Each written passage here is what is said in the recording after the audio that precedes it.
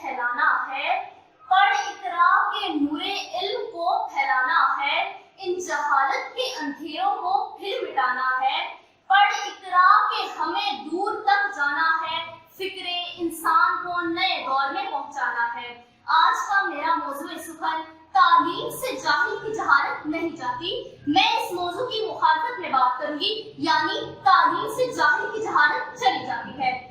جناب صدر، تعلیم کا لفظ علم سے نکلا ہے اور جاہل جہالت سے ماخوذ ہے۔ علم روشنی ہے اور جہالت اندھیرا ہے۔ علم اللہ پاک کی ذات کو پہچاننے کا نام ہے اور جہالت اللہ پاک کی ذات سے ناواقفیت ہے۔ اس لیے ہم یہ کہہ سکتے ہیں کہ جاہل وہ ہے جو اللہ رب العزت کی ذات کو نہ پہچانے۔ زندگی کچھ اور شے ہے، علم ہے کچھ اور شے۔ زندگی کچھ اور شے ہے، علم ہے کچھ اور شے۔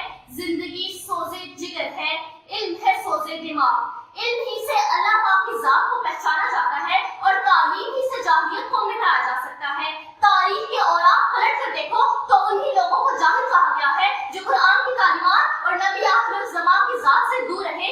جو بھی اسلام کی تعلیمات کے زیر اثر آیا، جہالت کے زندان سے آزاد ہوا۔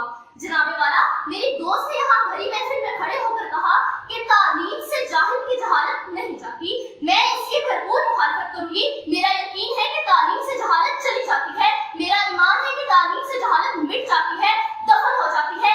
آئیے دلائل سے بات کریں، تاریخ کے اوراق سے ثابت کریں کہ جب سرزمین میں ہر طرف جہالت کا دور عام تھا، نہ کوئی عزت تھی، نہ احترام تھا، نہ عورت کی شان تھی، نہ بیٹی کا مقام تھا، عقل و شعور کا پہیہ جام تھا، نہ عدل نہ انصاف کا کوئی نظام تھا۔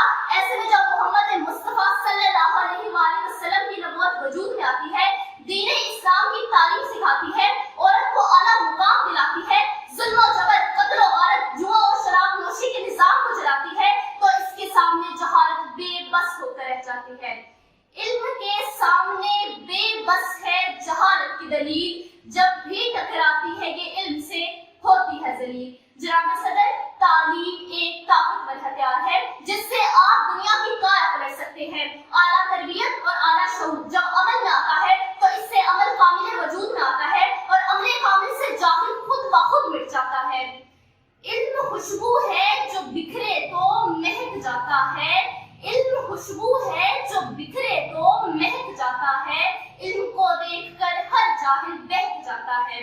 صدر ذوالفقار حضرت عمر رضی اللہ عنہ کو دیکھ لیجئے کہ ایمان کی دولت نصیب ہونے سے پہلے اہل اسلام کے دشمن تھے اور اہل مکہ سے مخاطب ہو کر کہتے تھے کہ آج میں خود محمد صلی اللہ علیہ وآلہ وسلم کا سر قلم کروں گا، مگر جب قرآن کی تعلیم اثر کرتی ہے تو عمر فاروق کو رلا دیتی ہے اور سیدھا آقا دو جہاں کے قدموں میں پہنچا دیتی ہے، جاہلیت کو مٹا دیتی ہے۔ کہہ دو کہ تعلیم سے جاہل کی جہالت چلی جاتی ہے۔ جناب والا، خالد بن ولید رضی اللہ عنہ کی زندگی پر نظر ڈالیے کہ جنگ احد میں انہی کی وجہ سے 70 صحابہ کرام شہید ہوئے، خود نبی صلی اللہ علیہ وآلہ وسلم کے دندان مبارک شہید ہوئے، مگر جب وہ معلم اعلیٰ آقا دو جہاں کی تعلیمات اور فتوحات سے متاثر ہو کر مدینہ جاتے ہیں تو اسلام کو گلے لگا لیتے ہیں، پھر سپاہ سالار بن جاتے ہیں اور سیف اللہ کا خطاب پاتے ہیں۔ کہہ دو کہ تعلیم سے جاہل کی جہالت چلی جاتی ہے۔ جناب صدر، تاریخ گواہ ہے کہ ہمیشہ بلند اور ترقی یافتہ قومیں ہی اپنے وقت کے جدید ترین علوم سے آراستہ و پیراستہ رہی ہیں۔ یہ یونان کے سکندر اعظم کا دور ہو یا بغداد کے عباسی خلفاء کا دور عظمت، یہ ہندوستان کے مغل اعظم کا زمانہ ہو یا آج کے ترقی یافتہ امریکہ اور یورپ کا زمانہ، جس کسی قوم نے جہالت کے کو پیکر بدھ کو پاش کیا، اس نے بجا طور پر ترقی کی اور وہ قوم دنیا کی حکمران بنی۔